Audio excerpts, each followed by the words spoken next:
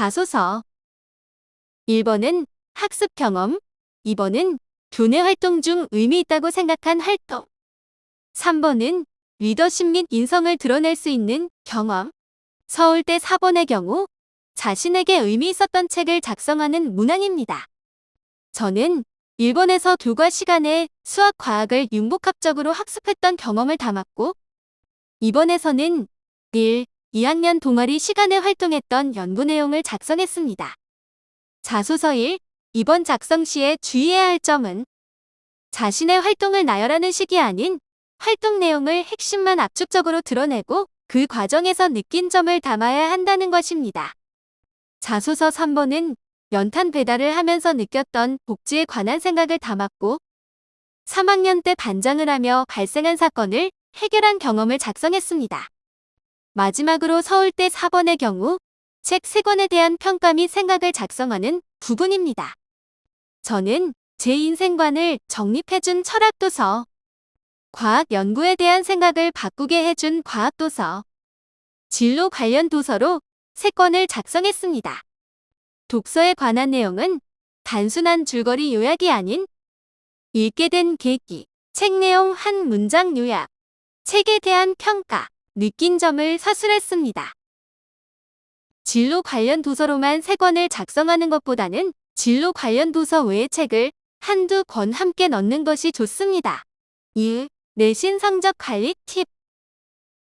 1. 수업에 충실하자. 저는 중1부터 고3까지 내신을 위해 사교육을 받은 경험이 없습니다. 여기서 사교육이란 학원, 과외, 인강 등의 공교육을 제외한 모든 수단을 의미합니다.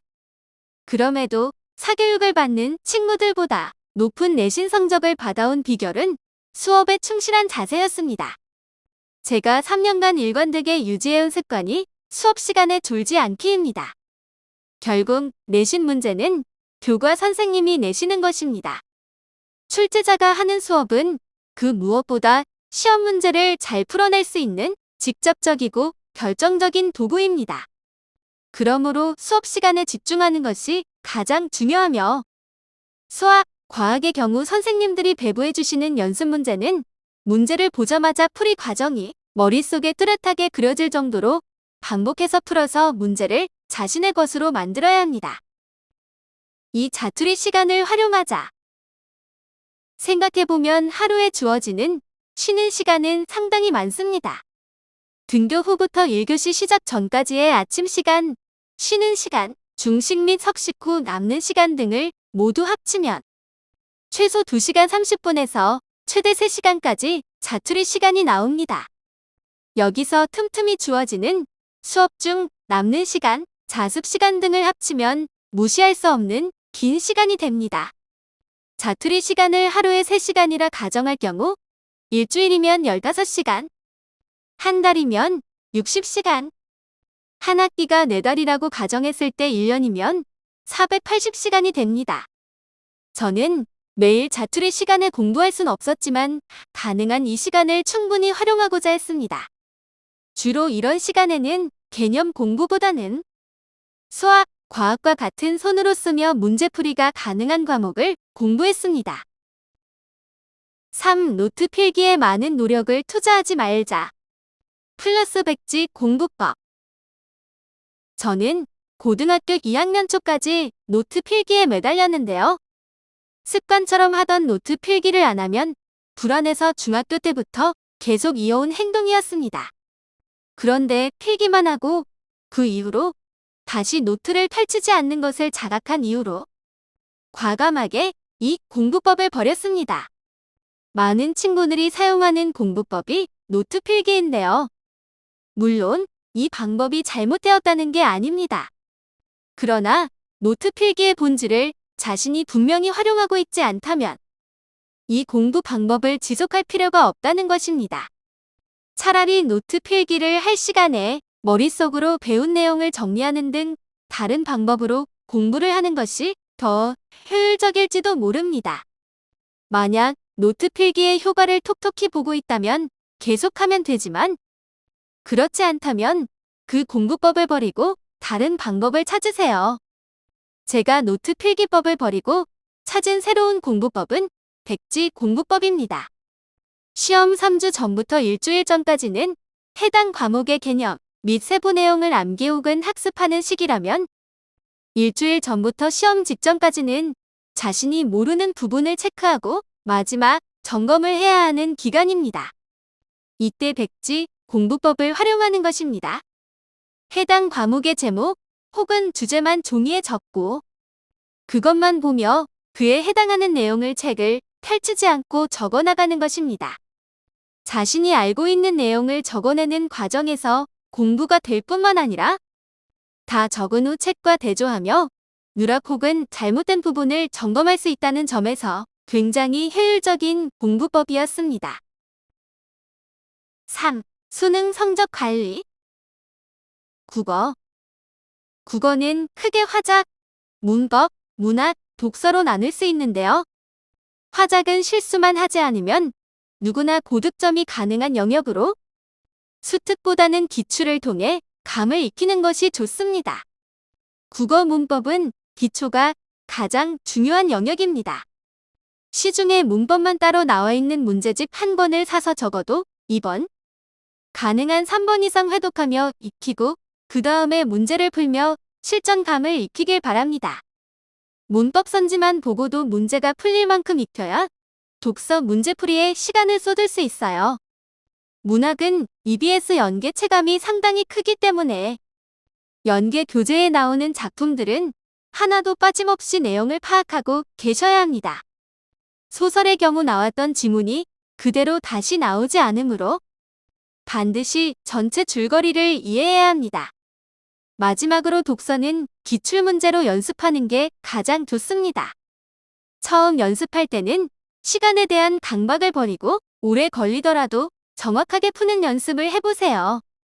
어느 정도 문제를 정확하게 풀 수 있다 싶을 때 시간을 측정하며 문제를 푸는 것이 정확성, 속도를 함께 향상시키는 최고의 방법입니다. 국어는 시간이 부족한 대표적인 과목이죠. 하지만 시간에 쫓겨 대충 문제를 푸는 순간 정확성과 속도 모두 잃습니다. 느리더라도 정확하게 풀이하는 연습을 가장 먼저 하셔야 해요. 수학. 수학은 개념이 가장 중요한 과목입니다. 그리고 경우에 따라 문제에 대한 감이 필요하기도 합니다. 감을 향상시키는 최고의 방법은 다양한 문제를 많이 접하는 것입니다. 2에서 3점 문제의 경우 익숙한 유형의 문제인 경우가 대다수입니다. 반면 4점 문제는 뒤로 갈수록 익숙한 형태의 문제들이 변형되어 출제되기 때문에 사고력을 요하므로 깊이 생각하는 능력을 길러야 합니다. 매일 일정량의 어려운 문제를 풀면서 한 문제당 몇 분 동안은 답지를 보지 않고 내 힘으로 문제를 풀어보자라는 기준을 정해두세요. 수학도 암기라는 말이 있긴 하지만 암기로 통하는 문제도 한정적입니다. 저는 N형 수학 가형 기출이라는 문제집을 활용했는데요. 수학 1, 미적분, 확통 각각 매일 2바닥씩 꾸준히 풀며 감이 떨어지지 않게 했습니다. 영어. 영어는 연계 체감이 가장 높은 과목입니다. 수능 특강 영어, 영어 독해 연습, 수능 완성에서 나왔던 지문이 그대로 나오는 문제가 꽤 많기 때문에 연계 교재에 나오는 지문들은 하나도 빠짐없이 다 익히기 바랍니다. 특히 영어 독해 연습, 수능 완성 지문 난이도가 수특 영어에 비해 높고 연계되는 비중도 더 큽니다. 가능하다면 각각 3회독하는 걸 추천합니다. 단순한 문제풀이가 아닌 지문 내용을 씹고 뜯어야 합니다.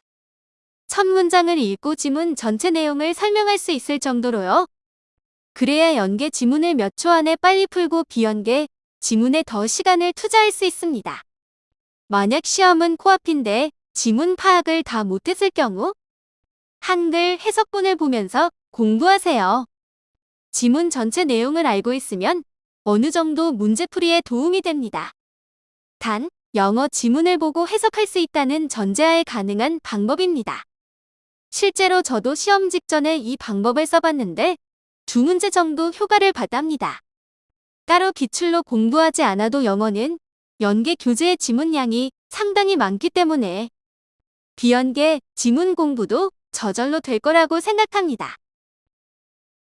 탐구. 저는 화학 1과 지구 과학이 시험을 봤습니다. 화학의 경우 수능 특강, 수능 완성의 연계 체감은 제로라고 해도 과언이 아닐 정도입니다.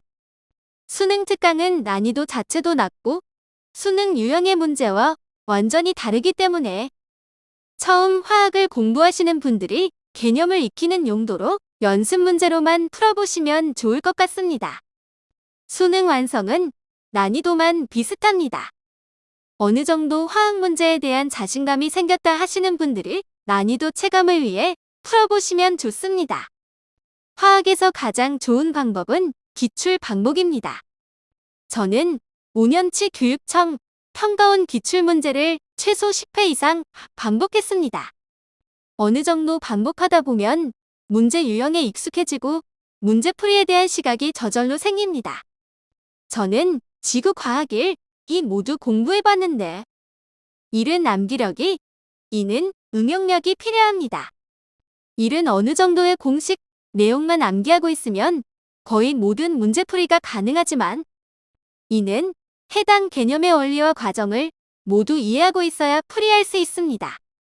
제가 잠깐 다른 공부를 하느라 지구과학 1을 공부하지 않고 2주 정도 손 놓고 있던 시기가 있었습니다. 그런데 2주 공부를 안 했을 뿐인데 한 등급이 떨어지는 사태가 일어난 적이 있습니다. 과학 탐구 과목은 꾸준히 공부해야 합니다. 4. 대입 정보 포털 어디가 활용법. 저는 대학 어디가를 두 가지 용도로 주로 활용했습니다. 첫 번째는 성적 산출입니다. 가장 유용한 용도 중 하나죠. 대학별, 학년별로 성적 산출 기준이 상이하기 때문에 혼자서 성적 산출이 가능하긴 하지만 복잡합니다. 그런데 대학 어디가를 활용하면 교과목명, 시수, 등급만 작성하면 자동으로 빠르게 성적 산출이 이루어집니다. 여러 기준으로 산출되기 때문에 자신이 어떤 과목에 어떤 분야에 취약한지도 확인할 수 있으므로 가장 활용도가 높은 부분이라고 생각합니다. 두 번째는 대학 검색입니다. 고2에서 고3 넘어올 때쯤부터는 거의 모든 친구들이 대학과 학과 선정을 하게 됩니다. 일반 포털 사이트로 검색하면 정보량이 한정적입니다. 그런데 대학 어디가에 검색해보면 자신이 원하는 학과가 존재하는 대학을 한눈에 알아볼 수 있고 대학별로 어떤 특성이 있는지에 대한 정보를 얻을 수 있습니다. 저뿐만 아니라 제 주위 친구들도 수시 성적이 다 나왔을 무렵부터 대학 어디가를 많이 활용했습니다. 주어진 정보와 자료를 통해 최고의 선택을 하시길 바랍니다.